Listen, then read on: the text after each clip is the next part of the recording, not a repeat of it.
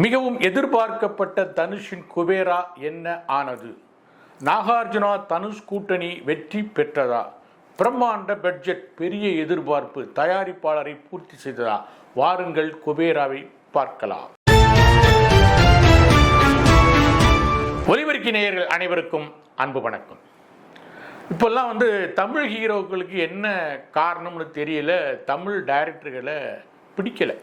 காரணம்னா, ஒரு காலத்தில் பிரம்மாண்டமான படங்கள் எடுத்த சங்கர், மணிரத்னம், ஏஆர் முருகதாஸ், லிங்குசாமி இப்படியான டைரக்டர்கள்லாம் இப்போ சரக்கு தீர்ந்து போய் அடுத்து என்ன படம் எடுக்கிறதுன்னு தெரியாமல், என்ன கதையை பண்ணால் ஜனங்களுக்கு பிடிக்கும்னு தெரியாமல், அவங்க கேட்டகரியை விட்டு இறங்கி வரவும் முடியாமல், பெரிய பட்ஜெட்டை நம்பி இறங்கவும் முடியாமல் ரொம்ப தவிக்கிறதுனால தெலுங்கில் அதிரடி ஹிட்டு கொடுத்துக்கிட்டு இருக்கிற இயக்குநர்களை நோக்கி தமிழ் இயக்குநர்கள் போய்கிட்டு இருக்காங்க. இப்போ விஜய் கூட தெலுங்கு டைரக்டர் படத்தில் நடித்தார், அடுத்து கார்த்தி நடித்தார், நம்ம சூர்யா நடித்தார். இப்போ தனுஷ் நடிச்சிருக்கிற படம் தான் குபேரா. சேகர் காம்லான்னு அங்கே நிறைய படங்கள், ஹிட் படங்களை எடுத்த டைரக்டர் தான் இந்த படத்தை இயக்கியிருக்காரு. இந்த படத்தில் நாகார்ஜுனா, தெலுங்கு சினிமாவுடைய சூப்பர் ஸ்டார்களில் ஒருத்தரான நாகார்ஜுனா அவரோட இணைந்து நடிச்சிருக்கிறாரு. மிகுந்த எதிர்பார்ப்பை ஏற்படுத்திய படம். ஏன்னா பெரிய கம்பெனி தயாரிக்கிற படம், பெரிய பட்ஜெட்டில் தயாரிக்கிற படம், 2 மொழி பெரிய ஹீரோக்கள் நடிக்கிற படங்கிறதுனால இந்த படத்துக்கு முதல்ல இருந்தே பெரிய எதிர்பார்ப்பு இருந்தது. அந்த எதிர்பார்ப்பை இந்த படம் பூர்த்தி செய்திருக்குதா அப்படிங்கிறத இந்த நிகழ்ச்சியில் நம்ம பார்க்க போகிறோம். படத்தோட தலைப்பே உங்களுக்கு பாதி கதையை சொல்லிடும். குபேரா அதாவது பெரிய கோடீஸ்வரன், பெரும் பணக்காரன் அர்த்தம். ஒரு கார்பரேட் வில்லன் என்ன பண்ணுறான்னா, கடலில் அரசாங்க நிறுவனம் ஒரு எண்ணெய் ஆராய்ச்சியில் ஈடுபடுது. அதில் உலகத்திலேயே பெஸ்ட்டான ஒரு மீத்தேன் வாயு கிடைக்குது. ஸோ இப்போ இந்த கார்பரேட் வில்லன் என்ன பண்ணால், அவன் அரசாங்கத்தையே கையில் வச்சுருக்கிறான், மாநில அரசாங்கம் மத்திய அரசாங்கத்தையே கையில் வச்சுருக்கிறான். அவனுக்கு என்ன ஒரு பிளான் ஓடுதுன்னா, இந்த எண்ணெய் கிணறை ஃபெயிலியர்னு மூடிட்டு நம்ம அதை கைப்பற்றிட்டோம்னா இந்த எண்ணெய் கிணறை வச்சு 10, 15, 20 வருஷம் நம்ம ராஜ வாழ்க்கை வாழலாம், பணம் கோடி கணக்கில் கொட்டும் அப்படின்னு ஒரு திட்டம் போடுறான். அப்போ என்ன பண்ணுறான்னா, அந்த எண்ணெய் கிணறை ஃபார்ம் வச்சு அழிச்சிட்டு அந்த எண்ணெய் கிணத்து கவர்மெண்ட் நஷ்டக்கணக்கு காட்டி இவன் கையில் ஒப்படைக்கிறதுக்கான பிளான் நடந்துக்கிட்டு இருக்கு. இதுக்காக அரசாங்கத்துக்கு 50,000 கோடி ரூபாய் அரசாங்கத்தில் இருக்கிறவங்களுக்கு, அமைச்சர்கள், அதிகாரிகள், இவங்களுக்கெல்லாம் 50,000 கோடி ரூபாய் லஞ்சமாக கொடுக்கறதுக்காக இவங்க ஒத்துக்கிட்டான். இப்போ இவங்கிட்ட 1 லட்சம் கோடி இருக்குது. அதில் 50,000 கோடியை லஞ்சமாக கொடுக்கணும், அதை இந்திய பணமாக கொடுக்கணும். இவங்கிட்ட இருக்கிறது பிளாக் மணியாக இருக்குது. என்ன பண்ணலாம் அப்படின்னு சொல்லிட்டு வெளிநாட்டிலேருந்து ஒரு நன்கொடையாக வந்த மாதிரி இதை மாற்றணும் அப்படிங்கிறதுக்காக அது வெளிநாட்டு சுவிஸ் வங்கியில் பல்வேறு பினாமிகள் பேரில் போட்டுட்டு அதை அவங்க பேரில் போட்டு திரும்ப அவங்க இங்கே இந்தியாவுக்கு அனுப்புகிற மாதிரி அனுப்பி அந்த பணத்தை லஞ்ச பணமாக கொடுக்கலான்னு ஒரு பிளான் பண்ணுறான்.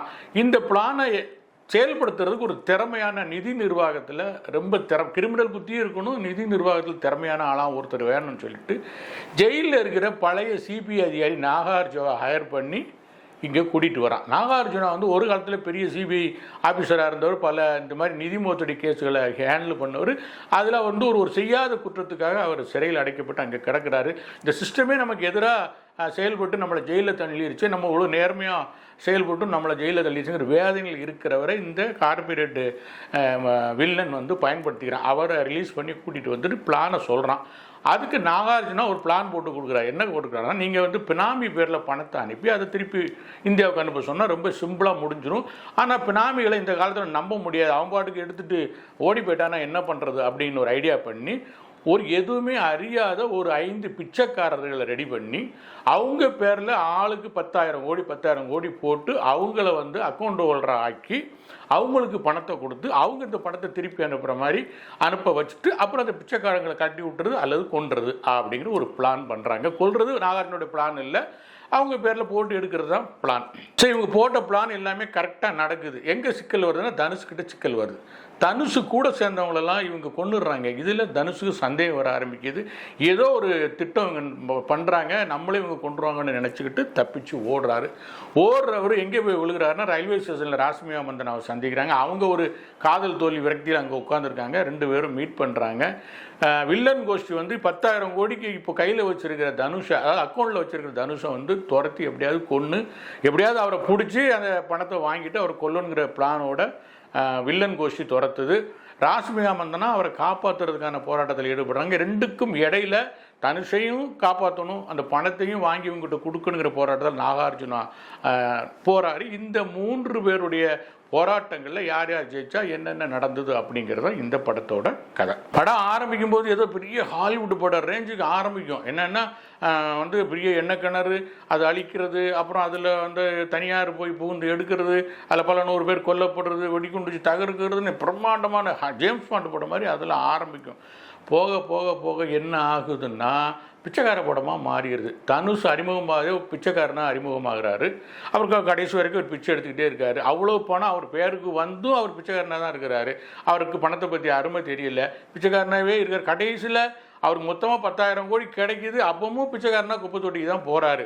ஸோ இந்த படம் ஃபுல்லாகவே ஃபஸ்ட் ஹாஃப் ஒரு 15-20 நிமிஷத்தில் ஏற்படுத்தின பரபரப்பை அப்படியே தூக்கி ஒதுக்கி வச்சுட்டு கிட்டத்தட்ட ஒரு குப்பைமேடு, கோயில் வாசல், மண்டபம் இப்படியே இந்த படம் நகண்டு நகண்டு போய் தான் எந்த பலத்தோடு இந்த படம் ஆரம்பிச்சதோ அந்த பலத்தெல்லாம் இழந்து மிக மிக சாதாரணமான ஒரு படமாக இந்த படம் முடியுது. படத்தில் ஹீரோ யாருன்னா 2 பேருமே தான், நாகார்ஜுனா தனுஷ் 2 பேருமே ஹீரோவாக தான் படமும் சொல்லுது. 2 பேருமே சரிசமமான காட்சிகள் இருக்குது. நாகார்ஜுனாவுடைய கேரக்டர் எந்த விதமான தெளிவும் இல்லாமல் எழுதப்பட்டிருக்கு.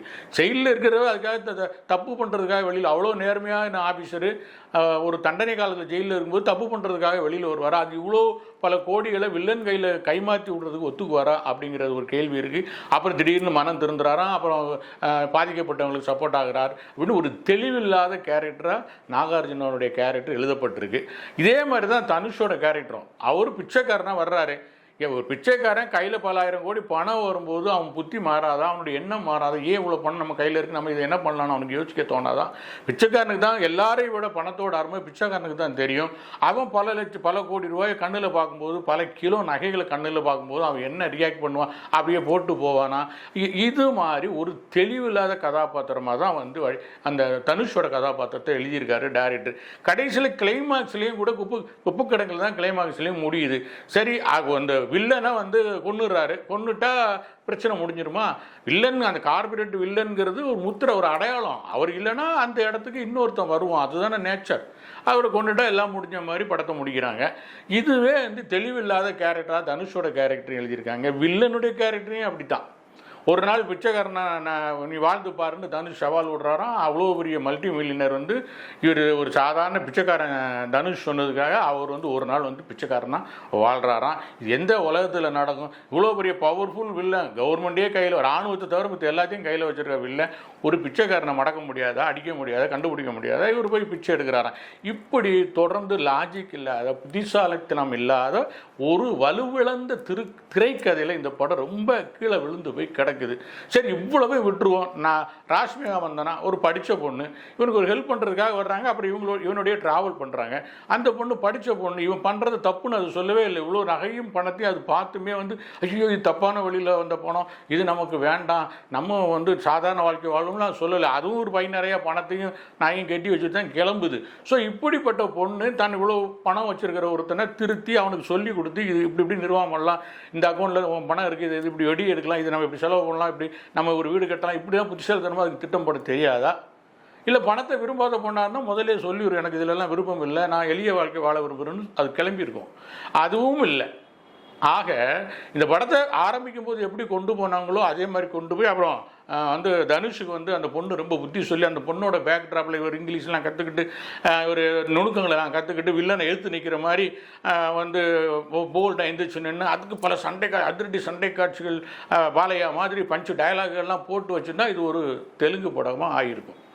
இல்லை முள்ளால் எடுக்கிற மாதிரி எந்த ஃபினான்ஷியல் சிக்கலில் வந்து தனுஷை வில்லன் மாட்டி விட்டானோ அதே மாதிரியான ஒரு ஃபைனான்ஷியல் சிக்கலுக்குள்ளே வில்லனை மாட்டி இந்த தனுஷ் மாட்டி விடுற மாதிரியும் அதுக்கு நாகார்ஜுனா ஹெல்ப் பண்ணுற மாதிரியும் இந்த படத்தை அப்படி திருப்பி போட்டு அமைச்சிருந்தா ஒரு தமிழில் விறுவிறுப்பான ஒரு கிரைம் த்ரில்லர் படமும் அமைஞ்சிருக்கும். இது ரெண்டுமே இல்லாமல் ஹாலிவுட் ரேஞ்சுக்கு ஆரம்பித்து கோலிவுட் ரேஞ்சில் இந்த படத்தை முடித்து இது தனுஷ் படமாகவும் இல்லாமல் நாகார்ஜுனா படமும் இல்லாமல் தெலுங்கு படமும் இல்லாமல் தமிழ் படமும் இல்லாமல் பான் இந்தியா படம்னு சொல்கிறாங்க, அதுவும் இல்லாமல் பெப்பர் பேன்னு முடிச்சு இன்னைக்கு எது குபேரா. படத்துக்கு இசை வந்து தேவி ஸ்ரீ பிரசாத், வழக்கமாக இந்த மாதிரி தெலுங்கு படங்களில் பெரிய பட்ஜெட்டில் தயாராகிற படங்கள் இருக்கிற சரக்கெல்லாம் இறக்கி வச்சு ஏதாவது ஒரு 2-3 பாட்டையாவது ஹிட் ஆகி அப்படியே தூக்கி விட்டுருவார்.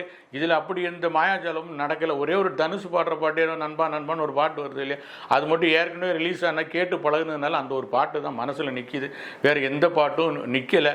பின்னணி இசையை பொறுத்த வரைக்கும் இவர் பரபரப்புறன்னு இனி பின்னணி இசை போடுற ஒரு தேவிஸ்ரீ பிரசாத். ஆனால் அதுக்கான வாய்ப்பு இந்த படத்தில் இல்லை. ஏன்னா படமே ஸ்லோவாக ஒரே டயலாகாக தான் போகிறதுனால இவர் பரபரன்னு மியூசிக் போடுறதுக்கான வேலையும் அவருக்கு இந்த படத்தில் இல்லை. ஒளிப்பதிவு பார்த்தீங்கன்னா நிகேஷ் ஒளிப்பதிவு பண்ணிருக்காரு. அவர் ஒரு நல்ல திறமையான ஒளிப்பதிவாளர் அப்படிங்கிறது இதில் ப்ரூவ் பண்ணியிருக்காரு. நிறைய காட்சிகள் வந்து ஹாலிவுட் தரத்தில் எடுத்திருக்காரு. குறிப்பாக அந்த குப்பை ஒரு பக்கம் ரிச்சான காட்சிகள் இருந்தாலும் இன்னொரு பக்கம் அந்த குப்பை மேடுகள்லாம் அதை யதார்த்தமாக ரொம்ப செயற்கைத்தனம் இல்லாமல் யதார்த்தமாக எடுத்த விதத்துலையும் வந்து அவருடைய ஒளிப்பதிவு கவனிக்கத்தக்கதாக இருக்குது. இந்த படத்துக்கு ஒலிபெருக்கியோட நட்சத்திர மதிப்பீடு 2.5. நன்றி நேயர்களே. உண்மை பேசுவோம், அதை உறக்க பேசுவோம். இந்த நிகழ்ச்சி உங்களுக்கு பிடிச்சிருந்தா லைக் பண்ணுங்கள், ஷேர் பண்ணுங்கள், சப்ஸ்கிரைப் பண்ணுங்கள். நன்றி, வணக்கம்.